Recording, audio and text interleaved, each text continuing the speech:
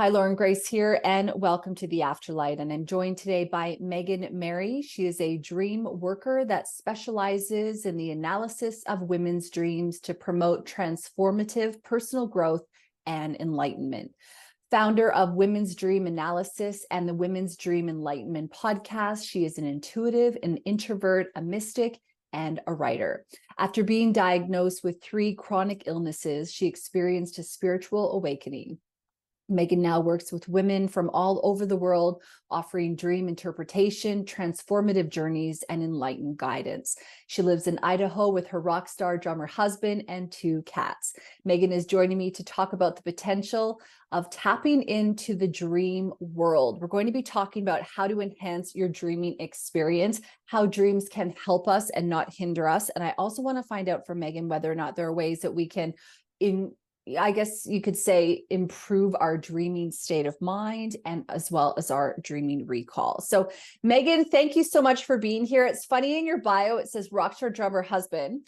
And when you go to your website, there's a very kick-ass photo of you with like it looks like you're wearing leather pants with like crazy platforms. Is that kind of like your alter ego, or do you it is. Okay. But you let her shine every so often? Yes, I love giant boots, and when you live in the rock star life, you gotta play the part, right? That's right. That's right. I love that. Living the rock star life as a introvert. It's probably a very interesting experience of balance. Yes.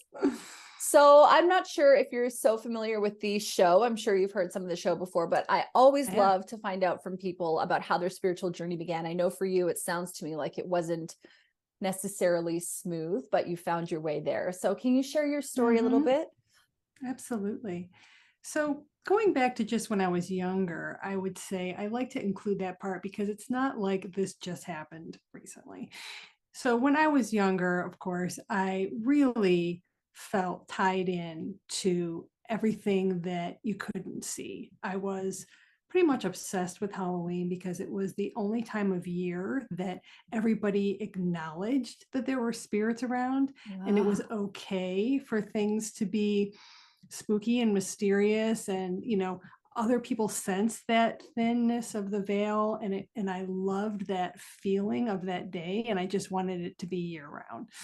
And so that's kind of where it started. And then as I got older, I kind of felt like I had to give that up. I kind of felt like I had to kind of part ways a little bit with that closeness that I felt to spirit, and learn a trade and go into get your career and start to make money and do all this kind of stuff. And it really detracted me away from it in a way that I feel like what happened to me that brought me here was more of a remembering. I call it an awakening, but I think it really was more of a spiritual remembering, really, because I remembered where I came from and what I wanted to do now and what I really should be doing. And so I went through a period where I had multiple chronic illnesses diagnosed, all one after the other. And I call it the perfect storm. But of course, there was nothing perfect about it. No. But it was perfect to really show me a new path. Yeah. And part of it was that in a very almost dreamlike way, I started to lose my sight in addition to all of these other autoimmune illnesses. And I was diagnosed with Lyme disease and mold disease and all these other things. Was that it gave me a greater internal sight. It seemed like as soon as I started really losing my vision and having a vision crisis, that all of my other vision kicked in. Right. So all of your intuitive knowledge sort of ticked in. So your clairs really started to emerge. Absolutely. Right. And I'd always known that I had those, but I wasn't sure what to do with them, and I didn't really know how they fit into my current 3D life the way I perceived it. And so as a result of my healing journey, I worked with a non-traditional doctor that suggested I meditate 3 times a day as part of my recovery. And I had previously worked at a Buddhist university, so I was familiar with meditation. And of course, I've done yoga most of my life, but I hadn't really integrated it as a practice to that extent. And so when I started doing that, all of a sudden it was like the floodgates opened, and I just started really receiving a ton of information and directives and guidance and dreams and everything, and pretty much was called to do this and to do my podcast. And I had no plans to do either.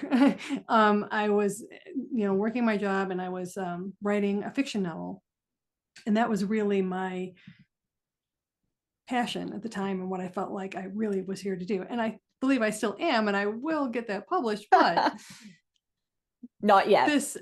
This all happened and said, oh no, you're doing this, and you better put on your seatbelt because it's going to go fast. Yeah. I want to go back for just a second, Megan. There's a lot of jumping off points in your story that I'm interested in pursuing before we get into all things dreams, which I know is going to be a fantastic conversation. I can't wait. But I want to ask you whether or not, okay, so you're on your spiritual journey, we could say, because when we're here, and I believe that when, we're all spiritual beings, and some of us are a bit more realized than other people, but I think that, when we're younger, we're closer to kind of the veil, right? And, you're talking about Halloween and sort of almost having permission to be who you are. And it was interesting when you talked about leaving that behind. I thought you were actually alluding to the fact that you were kind of letting the inner child sort of stop running the show, which maybe it sounds like, you kind of got a little bit more serious, a little bit more practical, I guess you could say.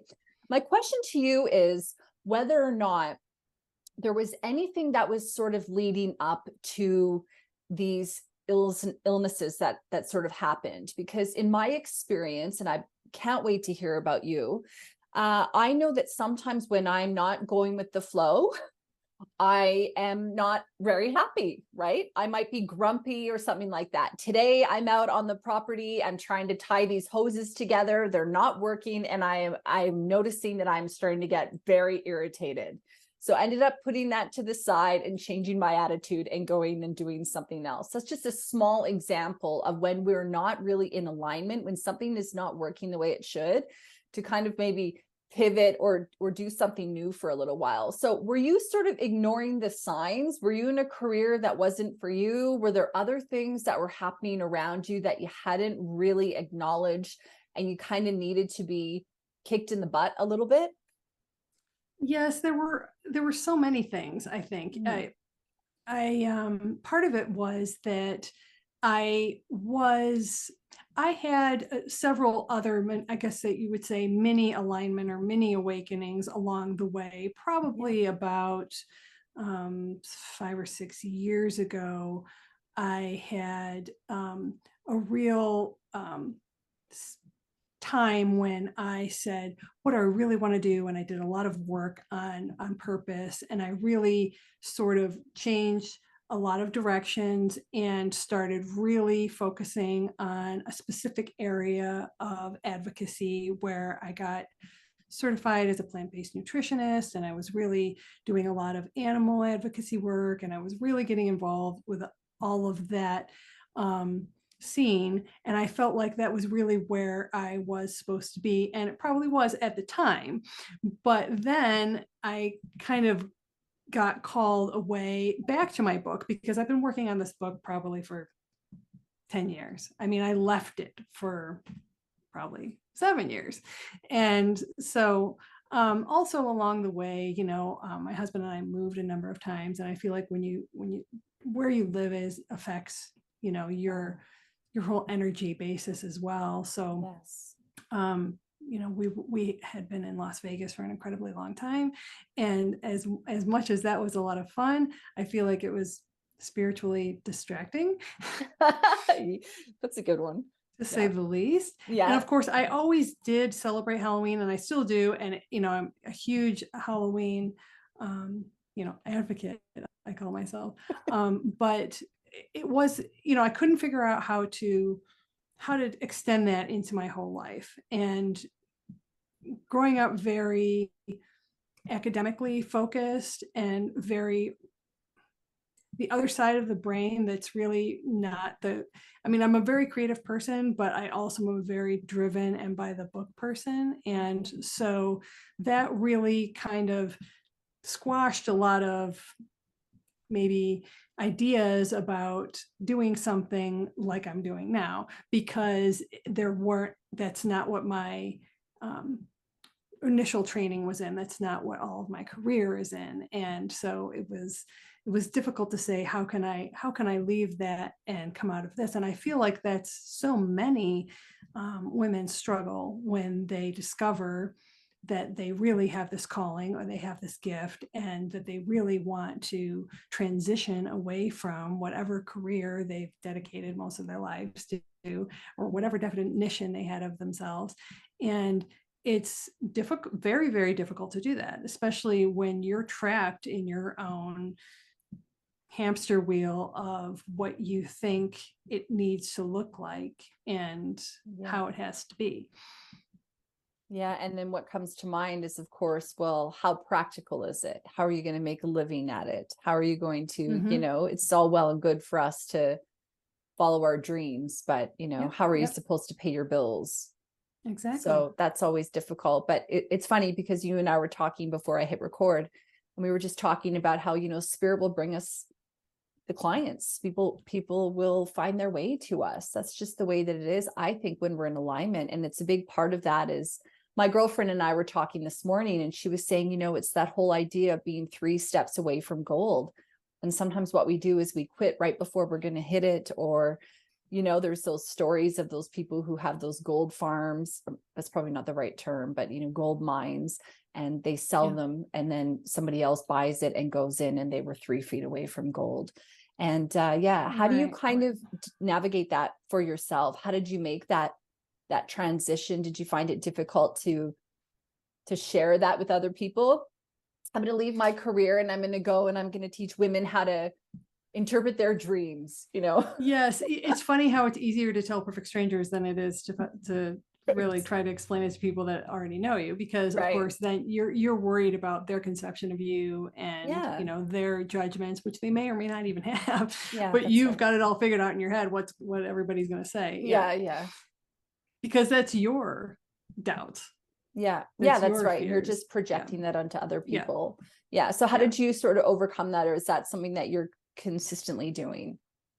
Yes, I think affirmations played a huge part for me. Meditation and affirmations, and just reprogramming that mind.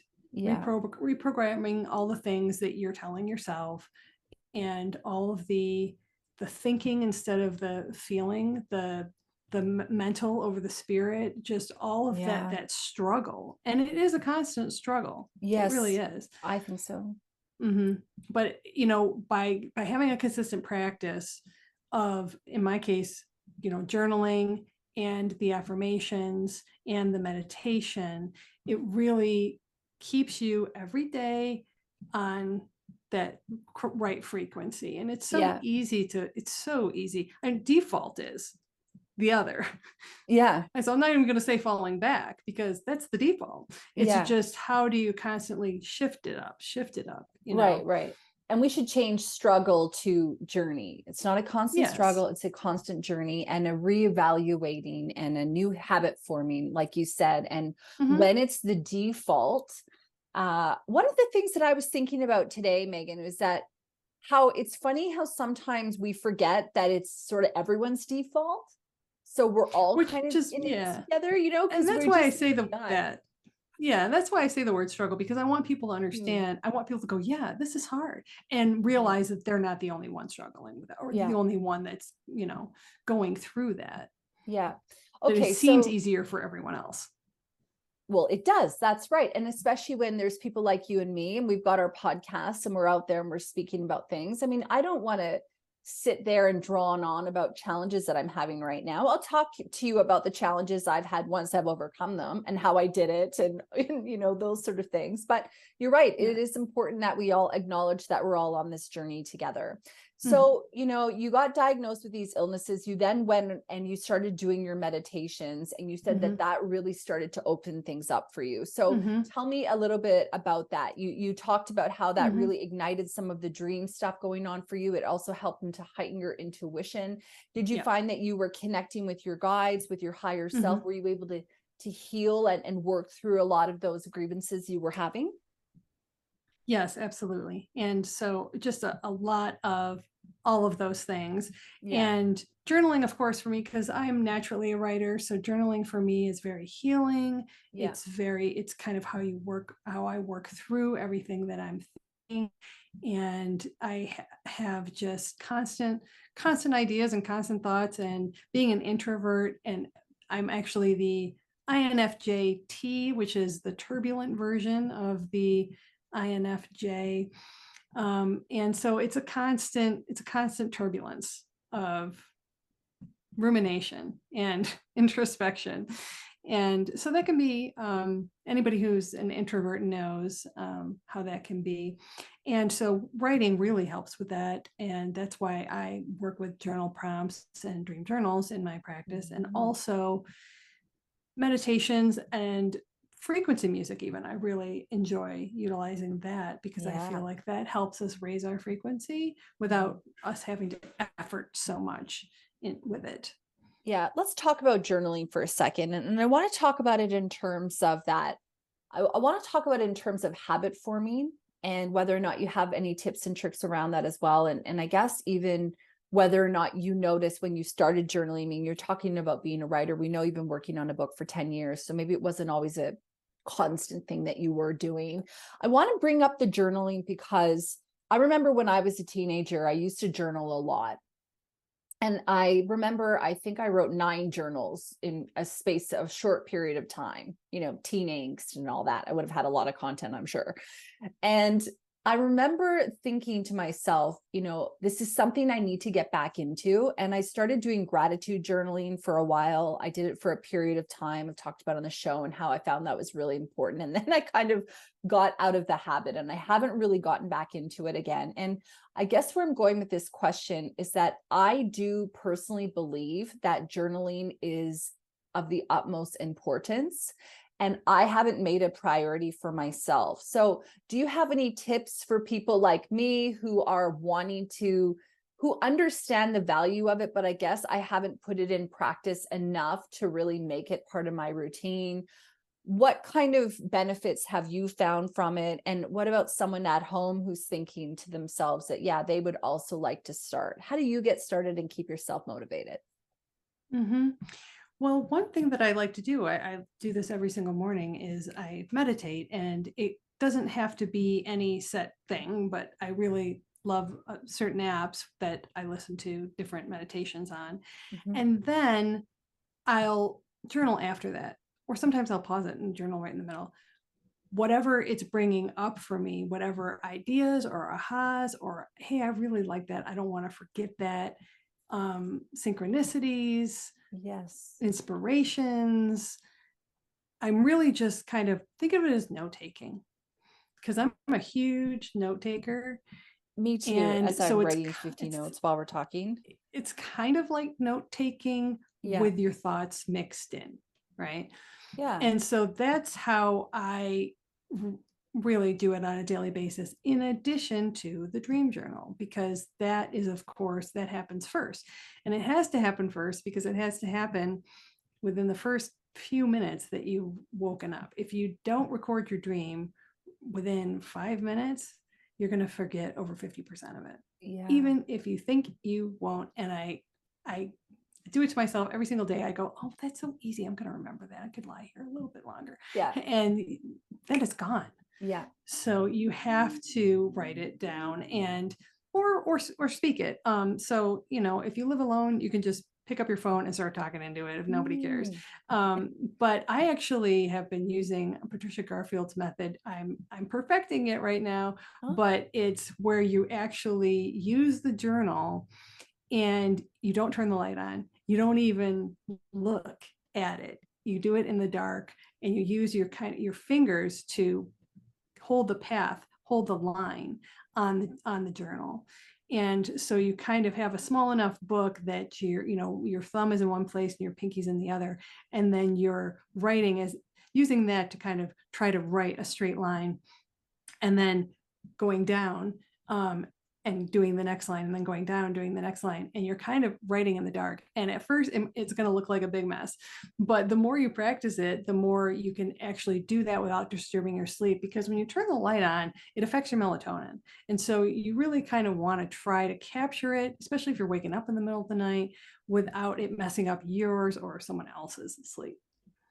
Okay. All right. I like that a lot. So let's get into the conversation now of dreams and why dream journaling is important, which we will, I'm sure, cover in a moment here. So Yes. you talked about being in meditation and how that was assisting you in your dream state. So have you always been a dreamer?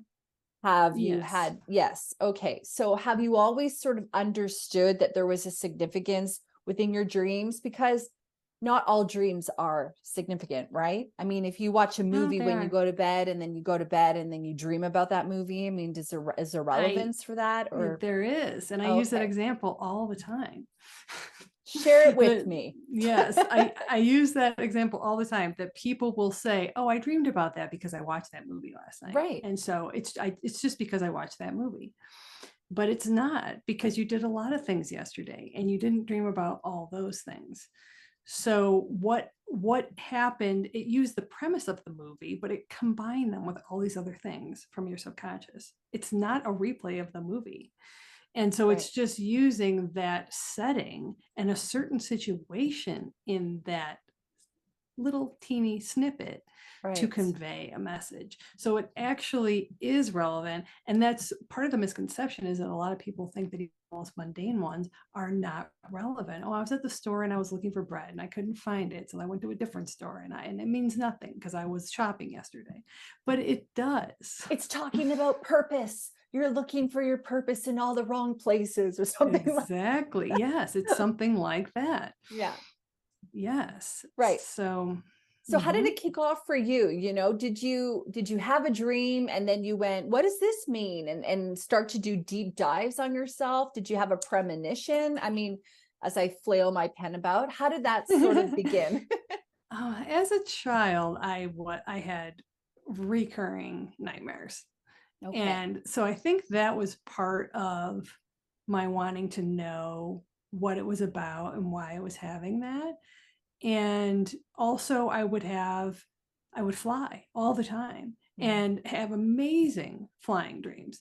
And so I became really obsessed with trying to figure out what this alternate world was. And I already believed that the waking world wasn't everything that we could see, and that it was more than everybody was telling me. Yeah. And so I knew that had to be the doorway. That had to be the one that I could access it through, because I couldn't figure out another way as a child. And so that really was what made me so curious. And as a younger kid, I think that I would look at dream dictionaries and try to figure out what it meant. And I think that's what most people do. And my method is completely different from that, because, and it really says, break up with your dream dictionary, because your dream dictionary is misleading you. And it's not, unless you wrote it, it's not coming from you. Yeah. So do you think that all dream dictionaries are actually BS? Like they're not accurate? I don't think that they're BS, because they're true for someone. Right. But it doesn't mean that they're true for you.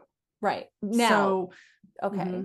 That being said, sorry to cut you off. I was just thinking, I went on a tangent for a second. So as a medium, I will sometimes see symbols And when I know that that symbol means this for me, I will get that symbol in relation to that. So it could be, let's say, a yellow daffodil for me is a Cancer trigger. When I see yellow daffodil, I don't go, that's a beautiful flower. I go, there's a soul here who has a Cancer, who's passed from that, or there's an affiliation, there's something going on with that.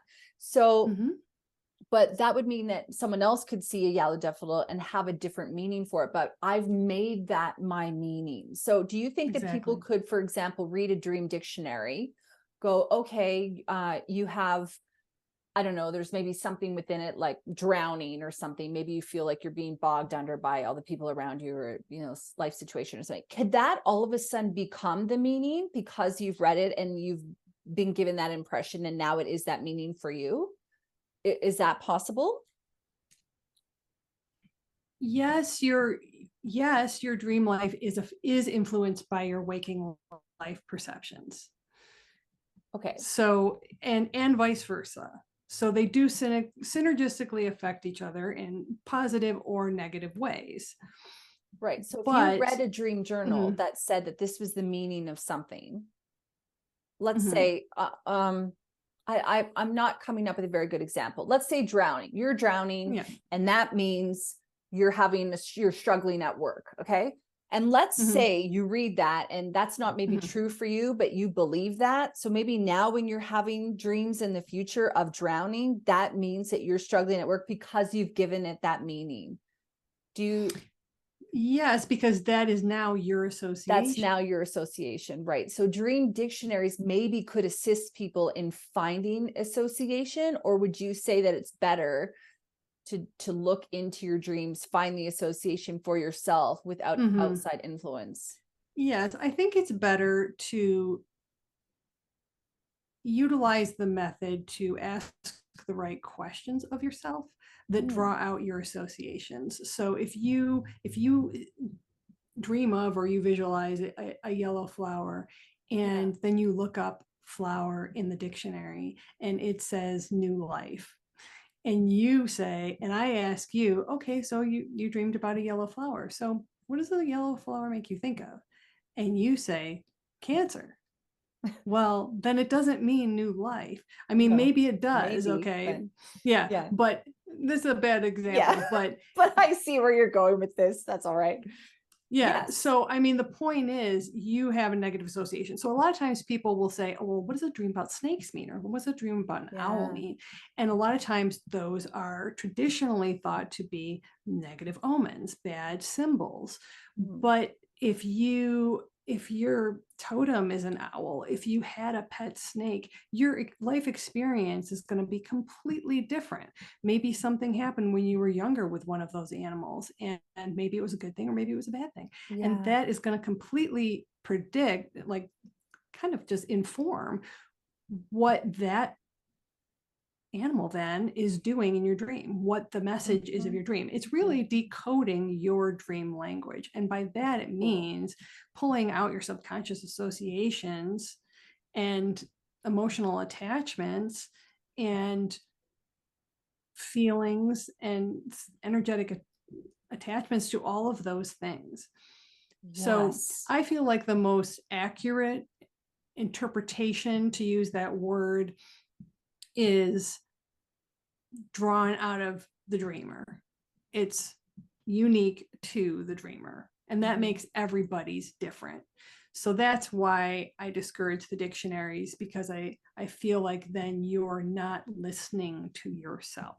Right. And I don't know about you, but I find sometimes as well, especially in my early days before I was reading Oracle and Tarot, just reading them, although I'm not a tarot expert, but I'm good at Oracle. I would read the book, right? And I never retained it in the same way. I don't know about you, but when you sit there and you're kind of like forcing yourself to go, okay, I noticed a lot of greens here. Maybe there's a heart thing going on, or I noticed numbers, you know, I'm starting to all of a sudden have to really go into it and really feel it out. And I feel personally that I recall the information in a completely different way versus if I was just reading it in a book and going, oh, I guess that's what that means. Is that true for you? Yes, because, and I'm glad you brought that up, because I actually use the Denise Lynn Sacred Traveler deck, Love Denise. and I saw that you had a Denise Lynn deck, and I don't read the book because Yeah. I don't need that. It might Yeah. be interesting, Yeah. but I don't need that. And some of them don't come with a book anyway. And Yeah. so it's just in that reading, whatever one happens to call out to me is the Mhm. one that person needs to receive. And the message is whatever then comes out of me Mhm. through my guides. Yeah. And it's not going to be what the book says it is Yeah, exactly. necessarily. Yeah. So And it's I've actually done it before where I've interpreted my card and then I've gone in to look at the book out of yeah, interest and I'll yes, go, no, that meaning is not what this means. right. Yeah. So isn't Yeah, that funny? like in one of my recent episodes at the end, I hold up a card and and it's not actually in the episode because she told me after we ended the recording that the woman on the card reminded her of this woman from her childhood that lived next to her that used to do this magical thing with the water and everything, and it was, and Oh, she pretty much was represented on the card. And I mean, that's why it's really an intuitive process yeah. and not necessarily what, yes, this person created these beautiful cards, and yes, that person had an intent with them and wrote a nice Mhm. story about them. But when you're actually interacting with other people's energies, there's so much more going on than just the book. Yeah. Yeah. I feel that you and I are in a lot on the same page in probably many things, but I mean, this is the first time we're meeting, but when you're talking a lot about, dream interpretation is really, it's really about coming within and it's really about listening to your own intuition. And it's funny because yesterday I was live on Facebook doing readings and I channel a lot of material. Well, pretty much all channeled, isn't it? And, one of the messages that was coming through from source was just a lot about how we really need to find our own way and our own truth and run things through our own filter. And how when you're working with someone like me, I'm just helping you to remember what's already within yourself. I'm just helping you to maybe give you like a keyword or a story or an example that's going to help you bridge the dots, put the dots together to find that answer within your own self. And what I really love about and I'm getting covered in chills, by the way. What I'm really loving about what you're talking about is you're talking about how our dreams are our own personal connection to maybe our higher self. We haven't really tapped into that yet, to our own innate wisdom. And I think a big part that we struggle with as spiritual people and as humans in general is that we're very often looking, oh, this is like coming from someone else. Anyway, I'll keep going. We're very often looking outside of ourselves for that validation, for that confirmation, for that kind of encouragement to move forward on our path, when really I think and I believe that all we have and all we need is within already us. All we have to do is just listen and take that time. So any comment on that before I ask you my next question? Did I you think want you're to? just channeling my exact thoughts because that's exactly what I always say and what I Yeah. believe. Yes. Yeah. And the one thing I do want to insert there is that's why I call my method the dream mirror method, because I'm holding up a mirror to you. I don't want to tell you what my association is or what this book says or what that culture believes. I Yeah. want it to be a mirror for you so that you can look into yourself and connect with your own higher guidance by decoding your own dream language and Yeah. connecting into that doorway that dreams are. Yes. And you know what we do when we don't do that is we give away our power to other people. Mm-hmm. We give away our power when we are looking for someone else to tell us maybe the story we want to hear or the meaning for things. Whereas when we get that validation, we grow in confidence, we start to step into our power, and we start to become who we came here to be. Mm-hmm. Yes. And so I like to think of dreams as like the doorway to reflection Yeah. and enlightenment and awakening and magic, but magic with a K. And I use Mm. that terminology because that is the action that is taken to affect personal transformation. That's what magic with a K is. Right. It's alchemy, isn't it? Mm-hmm. Yes. So you were dealing with nightmares as a kid, and so you were Mhm. always sort of a little bit interested in what these meant. When was it that you started to be able to decipher what your dreams mean for you? Did you take time? Did you journal? Did you do some of these, different methods that you've talked about? I mean, how did the Mhm. process itself really start to kind of synergize or really come together and solidify for you, where you went, wait a minute, my Mhm. dreams are Mhm. mirroring my fears in my current life, and this is how I Mhm. process and make them work for me. Mhm. It's a long combination of all the things that I've learned. So I studied in college and in graduate school, I had English literature. And so I extensively studied literature, British specifically, and medieval. But what I really liked about that time in my life was the story, analyzing it. I didn't care about the sentence structure or the grammatics or Mm. whatever. It was the analysis.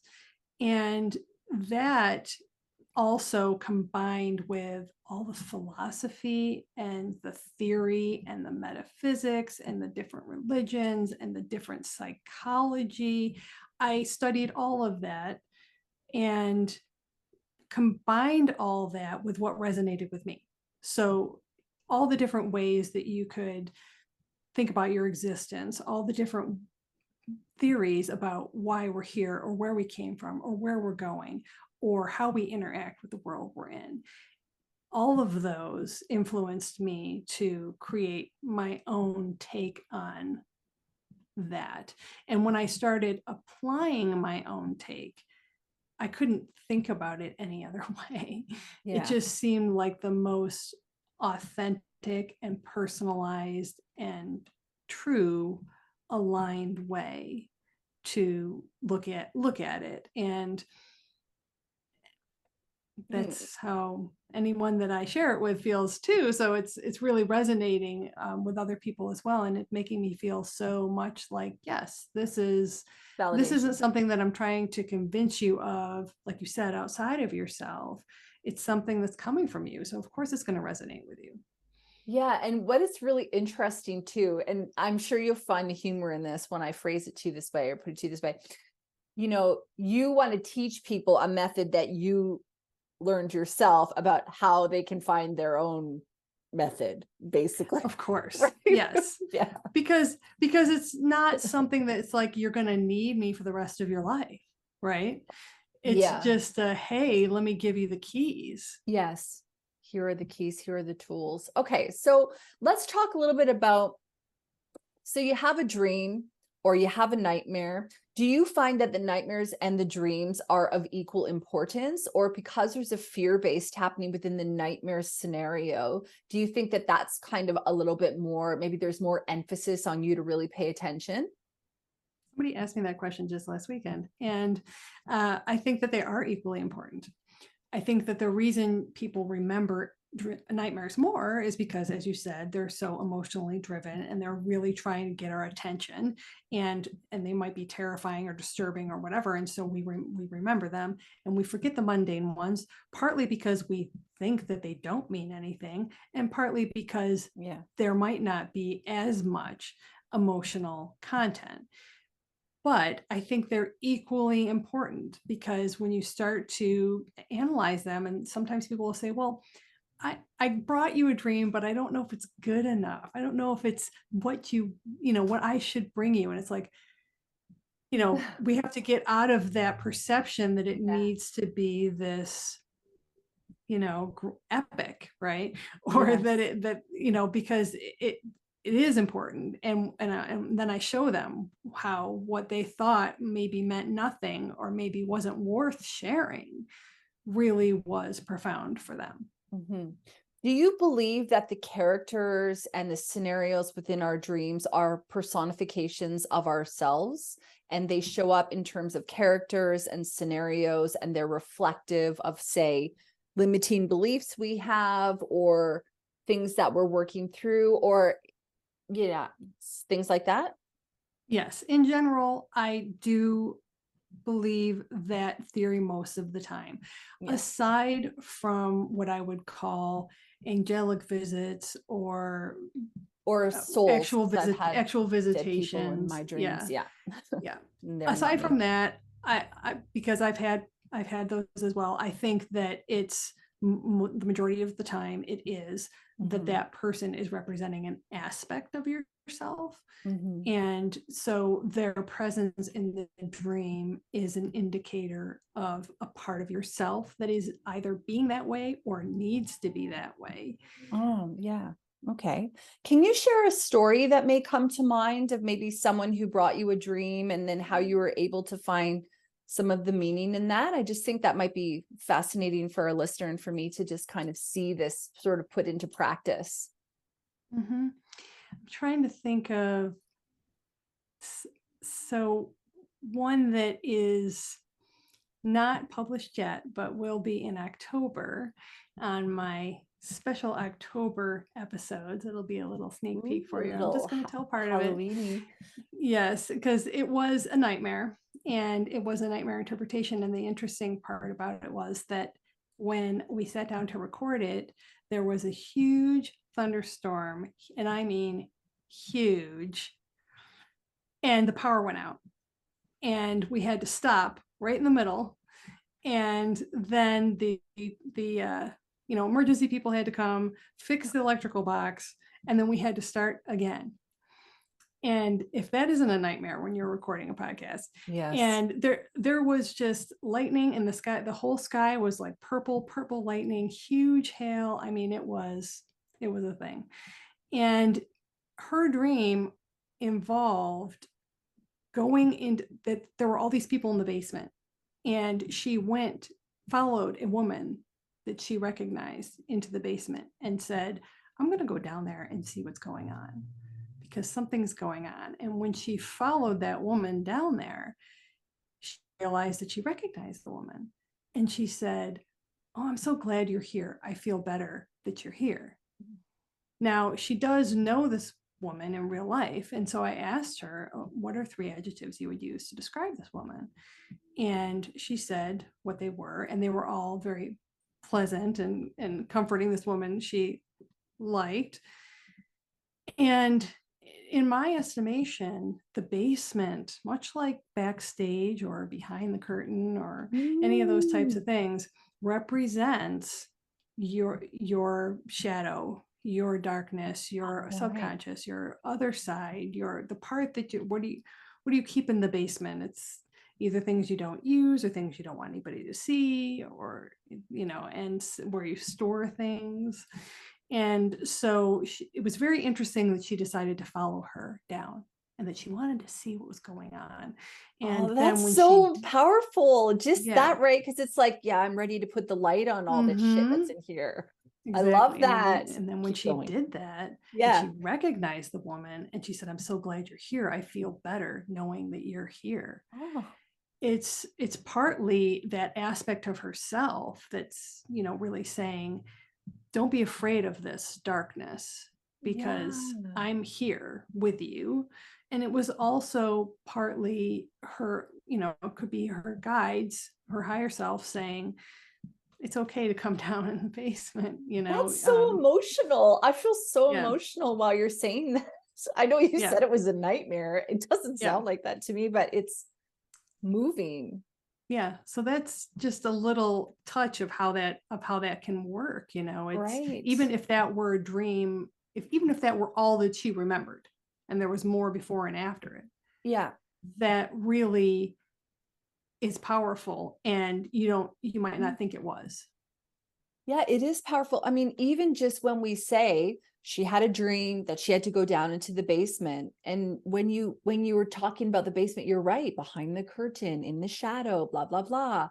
I love that. I can see how it's fascinating for you to want to explore these hidden realms, these hidden worlds, and the meaning behind these things. So, when Mhm. you're talking about having a dream journal, would you say that part of the benefit of having a dream journal is A, to assist you in recalling the dream so then you can then do those deep dive investigations? But do you also find that it's helpful to see whether or not there are any themes that are kind of happening? And what do you do with Absolutely. that information?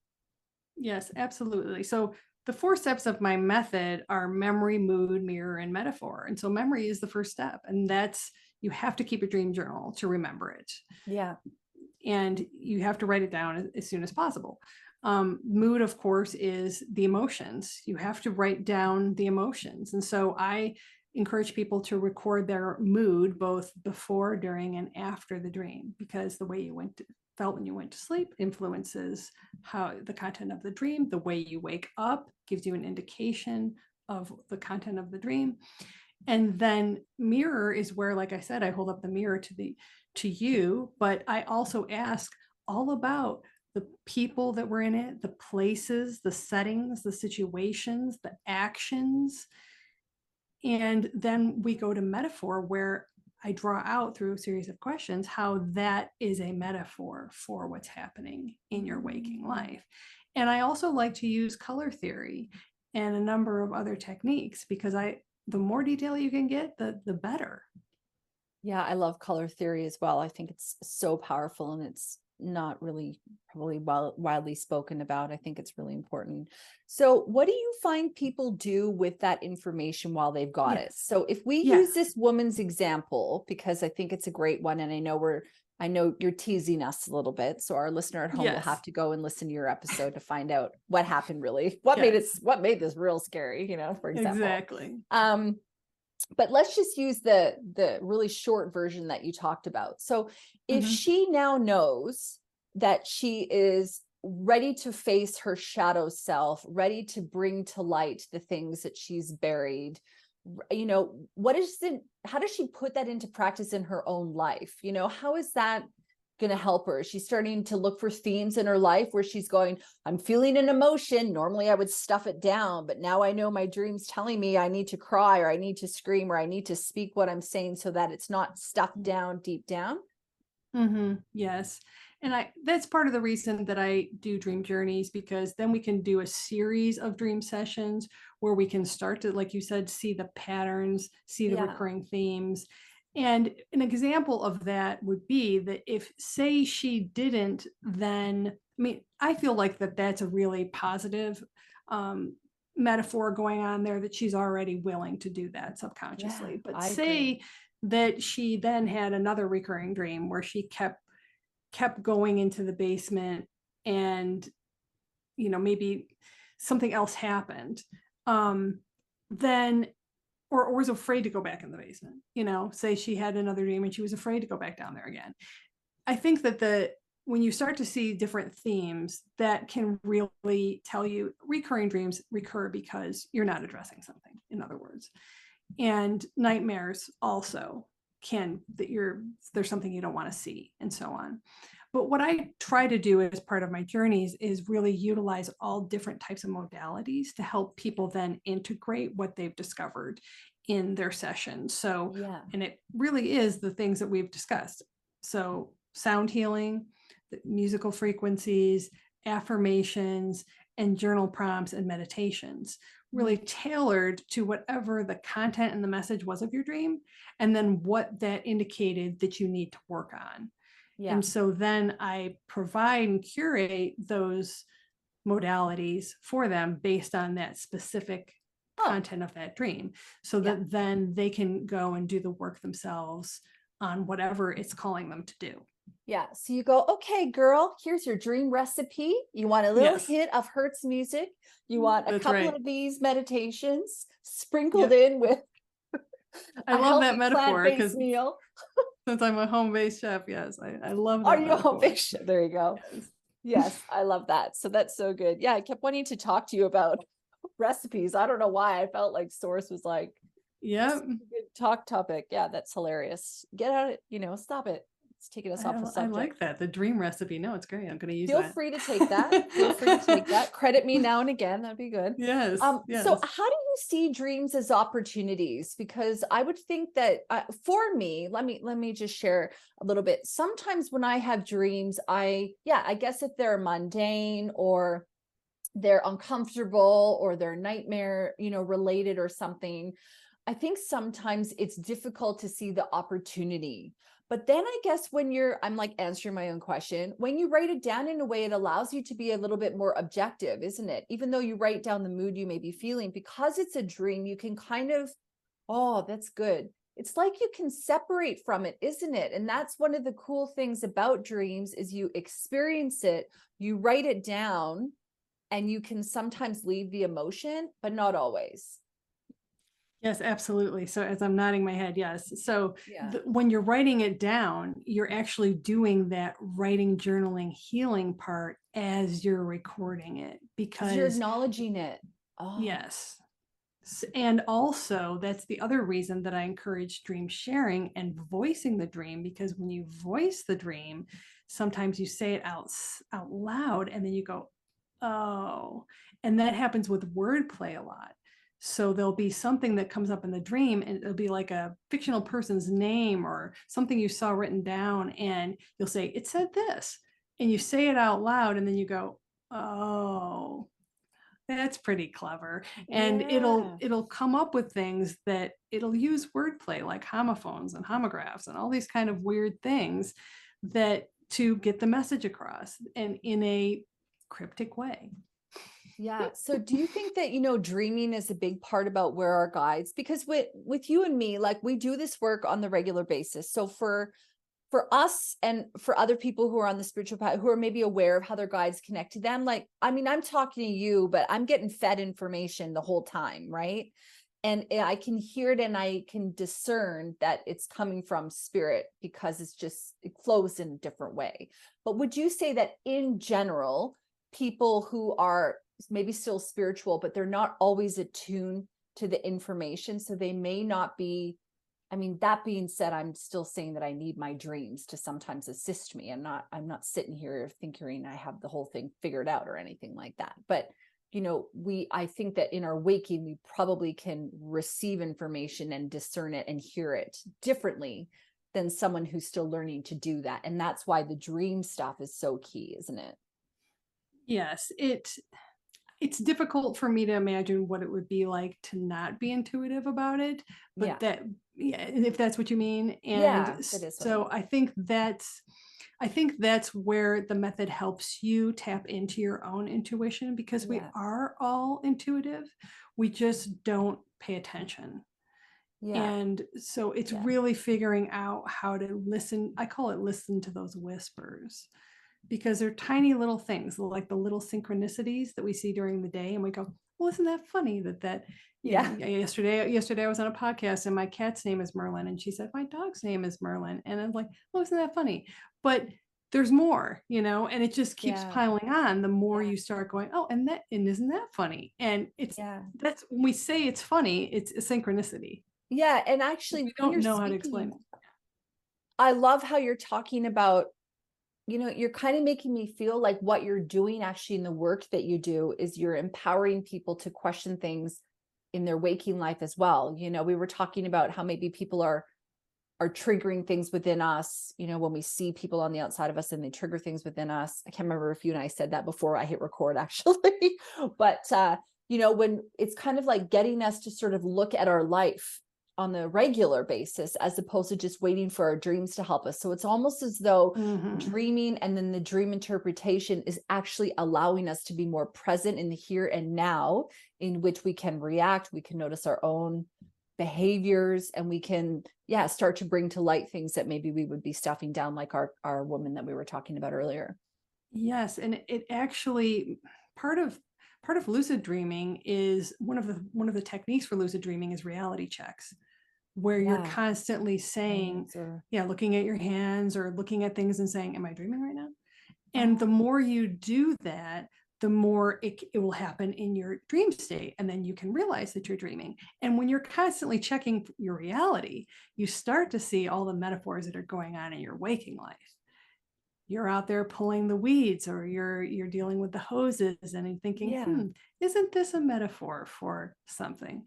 Yeah. And the more you start to see the parallels, and the more you start to analyze the metaphors, I have a great book called Metaphors We Live By, and it really is, it's happening all the time. metaphors are all around us. And Yeah. so, and I just said yesterday on an interview that I said, hey, it reminds us that this is an illusion. Yeah. Yes. So when we start to remember that, it breaks the mold. It breaks us out of the hamster wheel of 3D. And when we start doing dream work, we start living more in that other world and integrating that into our lives. And that's why dream work can be so powerful, Yeah. because it can actually provide us with self-confidence, with understanding, with guidance, with self-compassion, Yeah. with creativity. We can really tap into our subconscious to come up with creative ideas and solutions that we can then use in our life. It's a treasure trove of Yeah. information that's just ours. And it brings in the magic element you were talking about earlier, where we can Correct. alchemize our very existence, where we are almost sitting in that seat of power where we go. Yes. Yes. Can I ask you, do you ever have a question, or I know, I think it's in Napoleon Hill's book, Think and Grow Rich, where he was like looking for an answer for something. I'm pretty sure it's from that book. And he made his subconscious come up with the idea. So he goes to Yes. bed and he goes, all right, I need an answer on the blah, blah, blah, or need a really good title Yep. for something. Yeah. Do you do that yourself? And do you recommend people give that a whirl? Absolutely. 100%. So that's called creative dreaming, or dream incubation, or dream manifestation. All of the above have been used by so many famous inventors and writers and filmmakers and Yeah. musicians. Yes, and golf players. I mean, the examples go on and on of how people said, I need to come up with a new X, or I don't know what to do in this chapter, or how could I rearrange this room, or how do I deal with this problem at work, or how do I approach this relationship, and then go to bed, be immersed in it before you go to bed, think intently upon that thing that you want the solution to. And your mind, Gail Delaney calls it the 24-hour mind, your mind will work on it. It's always working, and it will present solutions to you through the messages of the dream. That's how the sewing machine was invented. The benzene, it was realized. Albert Einstein discovered the theory of relativity. Great movies like Twilight and Inception were I all love Twilight too. came to them in dreams Yeah. and inspired by dreams. And so Cinematic it's so classics powerful. like Twilight. It's so powerful. I mean, Yes. that my novel idea came to me in a dream. Well, So I've had dream stuff come to me as well, and I go, okay, mhm, and I don't really question it. I just act on it because I just sort of feel that it's coming to me from source, and I'm supposed to pay attention to it. What about yep, people who don't dream? And I know we are at the end of our time together, but I think that we mhm, do need to bring that up mhm, if you could kind of weigh in on that, because some people would mhm. say, I don't dream, I can't recall Yes. my dreams, Yes. how do I And I get didn't started? realize how many people felt that way until I started doing this work. Yeah. And so the good news is that unless you've actually had a car accident and suffered damage to a part of your brain, you are dreaming. You just don't remember them. Mhm. So everybody has a, about 5 to 6 dreams a night. They dream for roughly 90 minutes every night. And depending on your level of estrogen as women, or your medications, or what you're Mm. eating, or your lifestyle, or the state of your, the way where you sleep, and the temperature in the room, and all these other things can influence that. But rest assured that you are dreaming. And so it's really about intention and about willingness. And, Mhm. you know, there are certain personality types, if you're really into personalities, that are more willing to be open to the possibility that there is something there for them. And those are the people who have greater dream recall. Women also have greater dream recall than men do, and they write them down in more detail than men. Oh, But our estrogen can greatly affect that. So the cycles that we go through can, the more estrogen we have, the more we're going to recall them. When the estrogen starts to decline, the less we're going to recall them. And mental health issues can also influence your ability to recall. So there's a number of things, medications, lots of things that can influence that, but we all are doing it. Yeah, it's interesting when you're talking about the willingness. What came to mind for me was, let's say you're somebody who's maybe a little bit nervous or afraid of it. Well, we could just go back to what we've been talking about this whole entire time. It's like, okay, well, can you look for opportunities to invite in going with the flow or change or relaxing or taking your foot off the gas a little bit in your current life as sort of reinforcing the intention of you wanting to get out of your own way to be open to that kind of guidance. Yes, and I call dreams the ultimate self-care. So I feel like that Yeah. really is the ultimate self-help. It's right there. It's just untapped. Yeah. Huh. What a cool conversation, Megan. Thank you so much for being here. That flew by. Hey, I just like It looked at the did. time and I went, oh, time check. We can do this again. Yes, we can. We will have to. Maybe we can get a little bit more into dream metaphors and things like that. Would be pretty cool. Yes. So thank you so Mhm. much for being here. Is there anything that I didn't ask you that you wanted to make sure that you brought up? You also have a special offer for our listener at home, if you want to Yes. mention that. And I will put a link as well to everything in the show notes for our listener at home. Yes. So the yes, the special is off a dream session, and I also did want to mention the course that I Yeah. have in partnership with you. And Yes. so it's dream analysis for women, spiritual providers. And I feel like this is a fabulous opportunity for all people who are working as heart centered entrepreneurs, soul based providers, doing any kind of modality. You're helping other people. If you learn my method and you incorporate it into your work, it can just be another beautiful layer to help everyone that you're working with to unearth their subconscious and really dive in and connect with their higher self. So I highly Yeah. encourage everyone to check that out and Yes. also join me in a dream session and experience it for yourself. Yeah, well, I think, based on our conversation today, what I do realize is like you're talking about, when you are listening to your dreams, you're really opening up the door to a whole new world, living and while you're asleep, and I just love that about our conversation today. So thank you so much for sharing that with me. And I'll put a link to everything in the show notes as well for a listener at home. So Megan's a Awesome. partner with me on my Powerful Productivity for the Spiritual Professional course. So a link to all that. And thank you, Megan. And I can't wait for you to come back for episode 2, whenever that shall be. Awesome. Yes. Thank you very much, Lauren.